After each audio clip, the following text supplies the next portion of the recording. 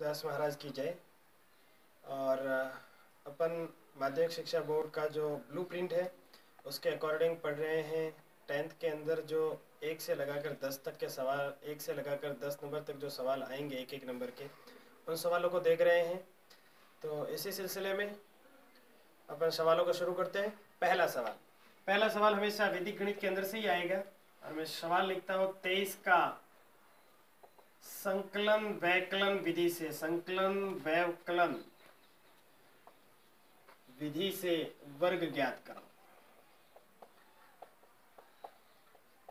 संकलन वैकलन विधि से वर्ग ज्ञात करो। संकलन मतलब जोड़ो, वैकलन मतलब घटाओ। इसी का एक और नाम है, उसका नाम है इष्ट संख्या विधि।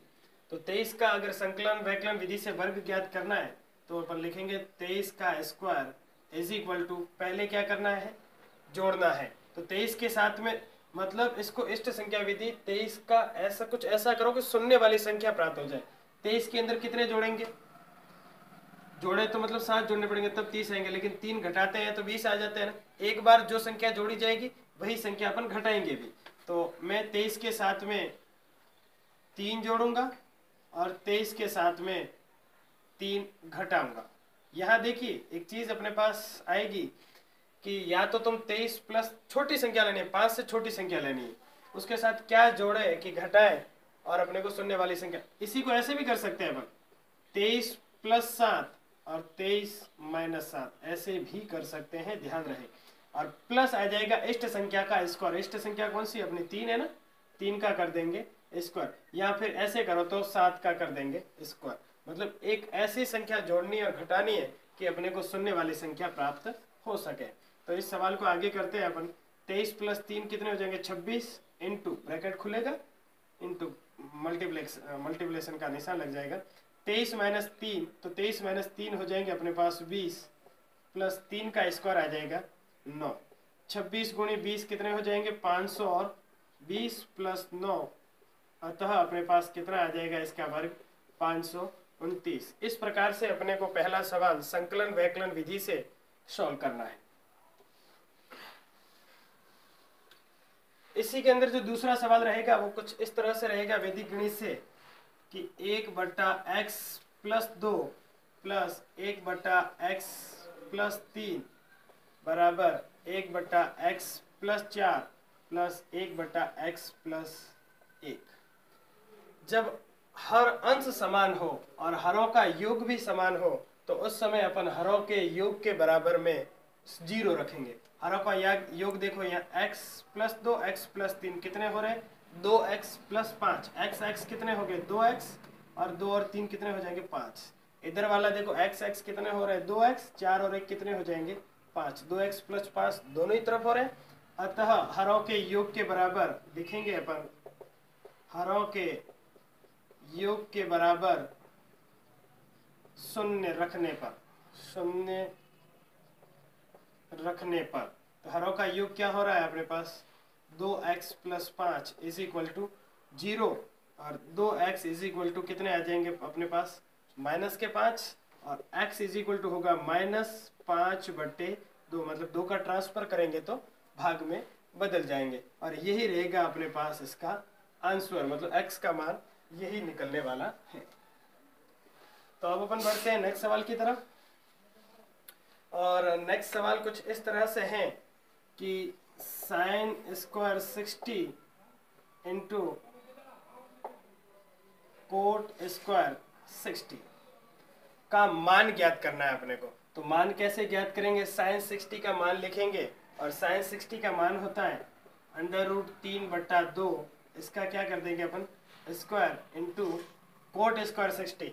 कोट का मान होता है 1/√3, कोट 60 का मान होता है 1/√3, और इसका अपन स्क्वायर कर देंगे।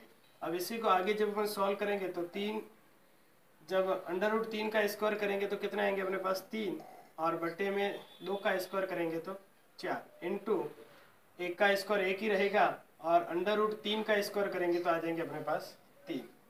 3 से 3 कैंसिल हो गए और अपने पास रहा 1/4। अतः sine square 60 into cot square 60 is equal to कितना होगा 1/4। ये सवाल कुछ इस तरह से भी आ सकता है जैसे ये सवाल मैंने लिखा, बराबर में लिखा होगा 1/4 और सिद्ध कीजिए। यही सवाल कुछ इस तरह से भी आ सकता है कि सिद्ध कीजिए sin square 60 into cot square 60 is equal to 1/4। तो सिद्ध करना हो तो भी यही मान रखना है और 1/4 आ जाएंगे, फिर लिख देना राइट हैंड साइड बराबर लेफ्ट हैंड साइड, इति सिद्धम। बढ़ते हैं अपन नेक्स्ट सवाल की तरफ। तो नेक्स्ट सवाल मैं लिख देता हूं यहाँ पर, क्वेश्चन नंबर 4। 3 मीटर ऊंचे खंबे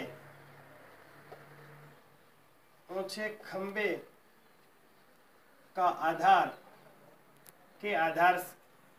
3 मीटर ऊंचे खंबे से 3 मीटर दूर खड़े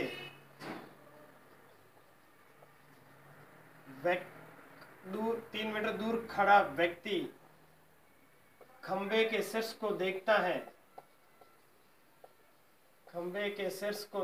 है तो बनने वाला कोण कितना होगा। कुछ इस तरह से ये सवाल होगा जिसमें अपने को या तो ये 3 में या तो आधार ज्ञात करना होगा या ऊंचाई ज्ञात करनी होगी या अपने को उन्नयन या अवनमन कोण। तो सबसे पहले क्वेश्चन क्या है, 3 मीटर ऊंचा खंबा, मैंने ये 3 मीटर ऊंचा खंबा बना दिया। नेक्स्ट देखेंगे 3 मीटर दूर खड़ा व्यक्ति, खंबे से 3 मीटर दूर खड़ा है, मतलब ये हो गया 3 मीटर।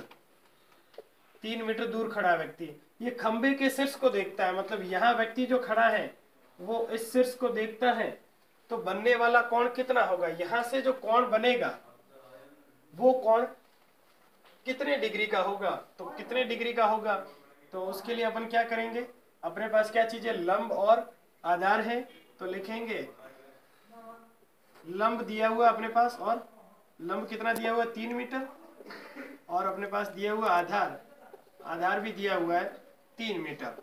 तो लंब बटा आधार किसके अंदर होता है, tan थीटा, तो tan theta is equal to लंब बटा आधार, और नेक्स्ट लिखेंगे tan theta is equal to लंब कितना है 3 और आधार कितना है 3, 3 से 3 कितनी बार कैंसिल हो जाएगा, एक बार। तो tan थीटा में एक किसका कितने डिग्री का मान होता है, तो tan थीटा में एक मान होता है tan 45 का, अतः अपने पास कितने आ जाएंगे tan 45। तो बनने वाला कोण कितना होगा, 45 डिग्री का कोण बनेगा।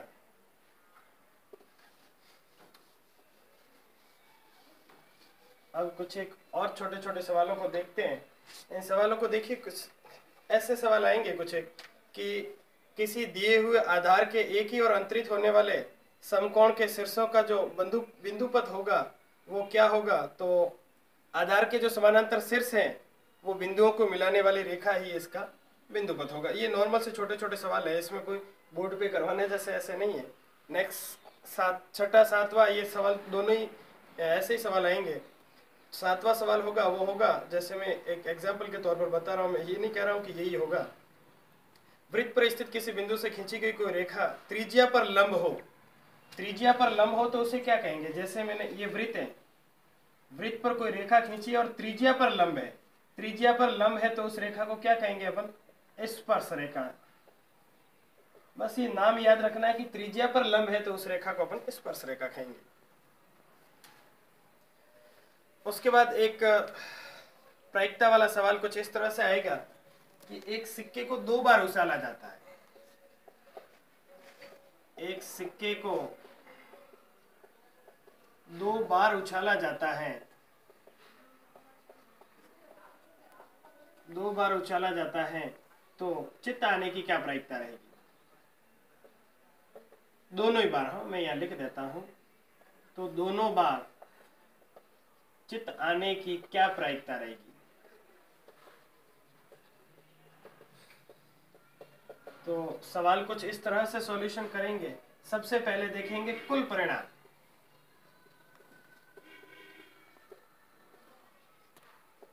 कुल परिणाम क्या है, तो कुल परिणाम एक सिक्के को 2 बार उछाला है ना, तो क्या क्या आ सकता है, या तो दोनों ही बार हेड आएगा या फिर दोनों ही बार टेल, या तो चित्त या पट हेड टेल, या दोनों ही बार हेड आएगा या फिर आएगा दोनों ही बार टेल, या फिर एक बार हेड एक बार टेल, या फिर एक बार टेल और एक बार हेड। मतलब कुल कितने परिणाम आएंगे। एक सिक्के को 2 बार उछालते हैं, पहली बार उछाला हेड, दूसरी बार, मतलब या तो दोनों बार हेड आएंगे या दोनों ही बार टेल आएगा, या एक बार हेड एक बार टेल, या फिर एक बार टेल एक बार हेड। तो अपने पास कुल परिणाम ये रहे। और अनुकूलित परिणाम देखेंगे अपन, अनुकूलित परिणाम, तो इसमें से अपने अनुकूल परिणाम कौन से आ रहे हैं? दोनों ही बार चित्त आना चाहिए। कितनी बार आ रहा है? चाहे चित्त पूछे या पट पूछे, दोनों ही बार कब आ रहे हैं? एक एक बार ही आ रहे हैं। चाहे चित्त पूछे चाहे पट का पूछे, दोनों एक एक बार ही आएंगे। तो कितनी बार आएगा? एक बार ही आ रहा है। तो प्रायिकता क्या होती है? अनुकूलित परिणाम, अनुकूलित परिणाम अपॉन कुल परिणाम। तो अपने पास अनुकूलित परिणाम कितने? एक, और कुल परिणाम कितने? 4। तो प्रायिकता क्या रहेगी अपने पास? 1/4 या 1/4 अपने पास प्रायिकता रहेगी। तो अब बढ़ते हैं नेक्स्ट सवाल की तरफ। नेक्स्ट क्वेश्चन कुछ इस तरह से है कि अपने पास जो प्रतिक्रिया दूरी होगी, वो प्रतिक्रिया दूरी क्या होती है? तो प्रतिक्रिया दूरी का मैं पिछले वीडियो में वैसे ही बता चुका हूँ कि प्रतिक्रिया दूरी अवरोध दूरी और रोग दृष्टि दूरी बराबर होता है प्रतिक्रिया दूरी प्लस अवरोध दूरी। तो इस प्रकार से अपना प्रश्न पत्र पूरा होता है। मिलेंगे नेक्स्ट वीडियो में। Thank you, take care.